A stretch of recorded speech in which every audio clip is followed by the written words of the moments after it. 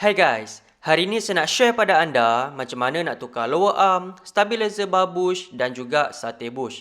Owner cakap sejak dia beli kereta ni 10 tahun yang lepas, belum pernah lagi dia tukar barang-barang bawah, masih kekal ori. Kalau korang tengok Malaysia ni pun dah nak cecah 300,000. So no wonder lah owner complain macam-macam bunyi katanya. Macam Vios ni kita nak jack dari depan tak boleh sebab saya dah check dah tadi dia tak ada tulang yang keras. So kita kena jack dari tepi. And macam biasa wajib tongkat stand kiri kanan untuk safety.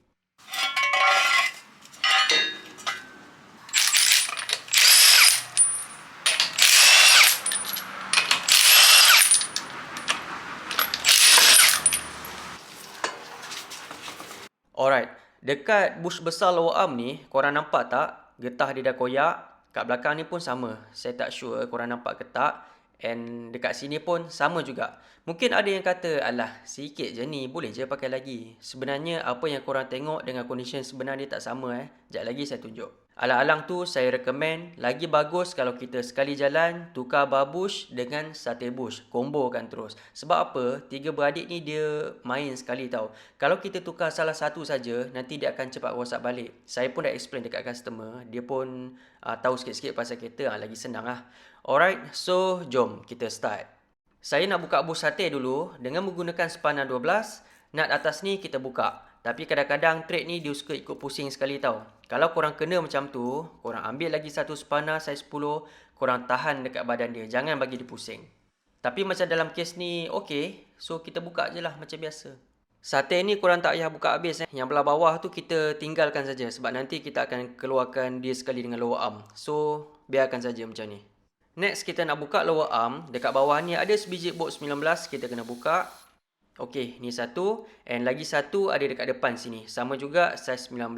Tapi disebabkan ruang agak terhad, berkebar pun tak muat nak masuk. So, korang pakai spanner yang macam ni. Lepas tu korang tolak pakai kaki. Looskan 2-3 kali. Barulah kita buka pakai tangan.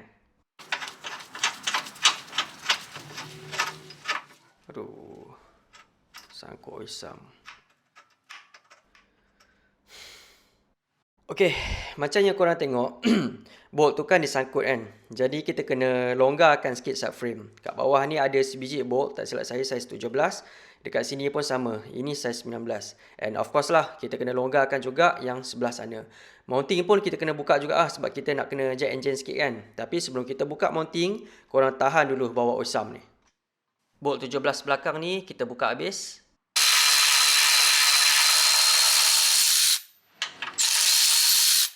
Bolt 19 subframe ni kita longgarkan saja.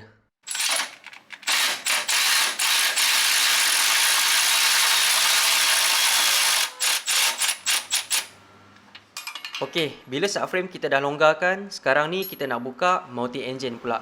Sekali lagi dengan menggunakan cordless ratchet, extension bersama dengan soket 14. Dekat sini ada satu bolt dan dua nut kita kena buka. Lagi satu nut tu korang kena baring dari bawah buka dari bawah. Lagi 3 biji yang ikat dekat body ni. Sama juga dia pakai saiz 14.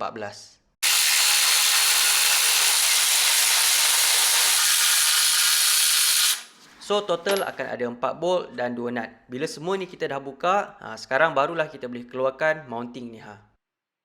Okey, cantik. Okey, subframe dah longgar, mounting pun kita dah buka. So korang jack sikit. Agak-agak bagi bolt ni lepas, cukup lah tu. Okey, boleh dah. Nak pisahkan ball joint dari knuckle, korang cabut dulu safety clip. Sekali lagi ambil spanner 19. Okey. Bila dah loose, korang pulas je pakai tangan. Bila dah buka apa semua, korang kiau je lah macam-macam mana pun. Keluarkan dulu bush besar dengan bush kecil itu dulu.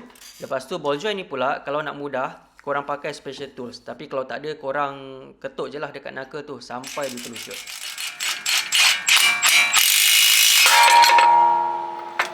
Alright, lower arm dah cabut. Last sekali kita nak buka bar bush pula. And macam yang korang tengok, dekat bawah ni ada sebiji bolt. Agak susah lah juga nak masukkan spanner pasal dia sangkut dengan cover rack end tu kan. Jadi kita kena angkat sikit tie rod ni ke atas. Korang cabut dulu dia punya safety pin ni. Lepas tu buka dia punya castle nut saiz 17 ni. And sekali lagi lah kita pakai special tools, ball joint separator.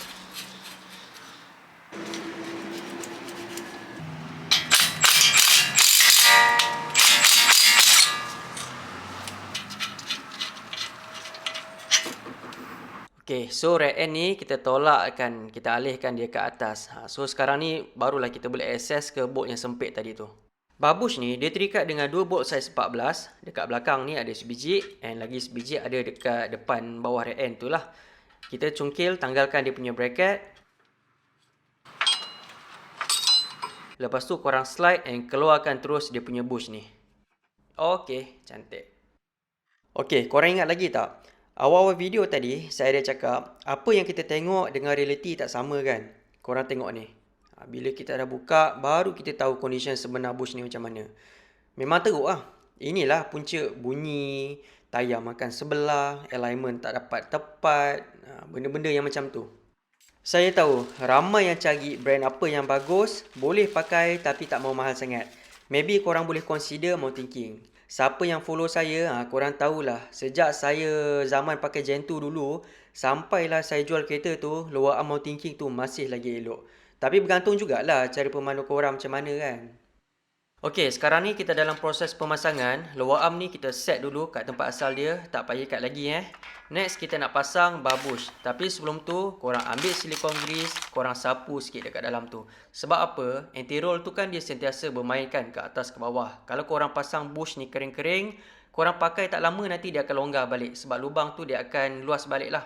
Jadi silikon grease ni jangan sesekali korang skip. Untuk 2 bolt ni sepatutnya kita kena ikat 34 foot-pound bersamaan dengan 47 Nm. Tapi korang pun sendiri tengoklah macam mana nak torque wrench nak masuk kan sebab sempit. So kita ikat agak-agak je lah sekadar bagi kemas cukup. Okey, dah. Okay, next kita nak pasang sate bush. Bush ni korang nampak je macam ni kan. Tapi kalau korang tersilap pasang ataupun terbalik lah biasa orang buat, nanti dia akan bunyi macam bunyi besi belaga tau. Jadi turutan yang sebetulnya, first kali korang pastikan dulu tempat hole spanner tu dia duduk menegak belah atas macam ni. And then washer ni kalau korang tengok, dia bukan straight tau. Dia macam melengkung. Jadi korang pasang dia biar lengkung tu dia masuk ke belah dalam macam ni. Bush ni pula yang sebelah lebar tu korang letak dia ke sebelah atas. And lagi satu bush yang lebar tu korang letak dia biar dia menghadap antara satu sama lain ke bawah macam ni. Lepas tu washer yang bahagian melengkung halakan dia ke dalam macam ni. So lepas tu atas tu korang ikat je lah dengan nut. Okay, untuk bahagian atas settle. Yang belah bawah ni dia agak lain sikit sebab dia ada 3 washer. Washer yang biasa ni sama je. Yang melengkung tu korang halakan dia ke dalam. Lepas tu korang letak bush lah. Okay, pastikan yang lepeh tu dia hala ke dalam juga. Yang bezanya dekat sini korang akan dapat sekeping washer lagi. Sebiji ni je saiz dia besar berbanding dengan washer yang lain. Color dia pun lain sikit. Washer ni kalau korang tengok, yang melengkung ni kan, korang kena halakan dia ke atas macam ni. Okay, lepas tu korang masuk bush. Dan last kali washer. Yang washer ni pun korang masukkan yang melengkung tu masuk ke dalam jugalah. Kalau terbalik pasang apa jadi? First kali korang susah nak ikat dia punya nut sebab dia dah tebal. Lepas tu korang akan bunyi besi belaga lah masa bawa kereta. Especially masa jalan yang tak rata. Faham So kedudukan yang sebetulnya turutan dia mesti dalam keadaan yang begini. Sebelum ikat lower arm, kita buat dulu preload. Benda ni penting sebab kita nak pastikan lower arm tu dalam keadaan yang sebenar. Ibarat kereta tu dah turun atas permukaan jalan, barulah kita ikat semua sekali. So dengan sikit tips macam ni, barulah bush korang tu boleh tahan dengan lebih lama. Okey, kita pasang balik tie rod ke knuckle and castle nut ni kita akan torquekan 36 foot-pound.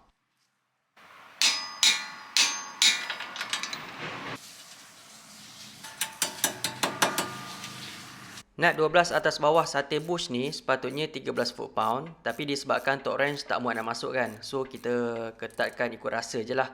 Tapi janganlah kuat sangat takut dia punya bush dia pecah. Untuk bolt 19 lower arm bawah kita torque 121 foot-pound. Bolt 17 subframe belakang 70 foot-pound. Untuk bolt 19 depan ni, torque wrench pun tak muat nak masuk juga. So korang ikat je seketat yang boleh. Tapi kalau korang nak torque juga, 82 foot-pound. Untuk bolt 19 subframe, 52 foot-pound.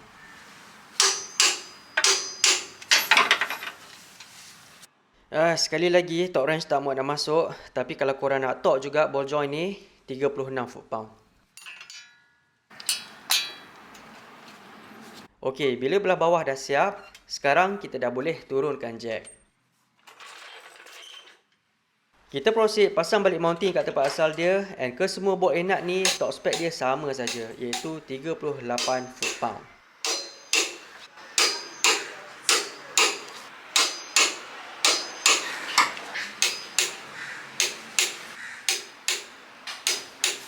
Okey, siap.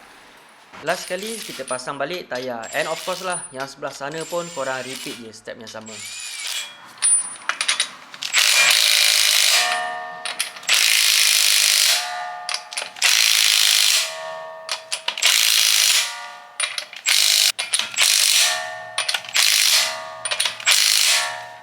Okey, lupa nak bagi tahu, lepas dah siap pasang apa semua ni, korang tak payah buat alignment sebab kita tak ada kacau dia punya alignment ataupun sebarang camber lah. Okey, lepas pasang terus boleh jalan. Okeylah, saya harap video ni bermanfaat. Macam biasa, kalau korang tengah cari barang-barang suspension, korang tekan je link ada dekat bawah. Alright, kita jumpa lagi next time.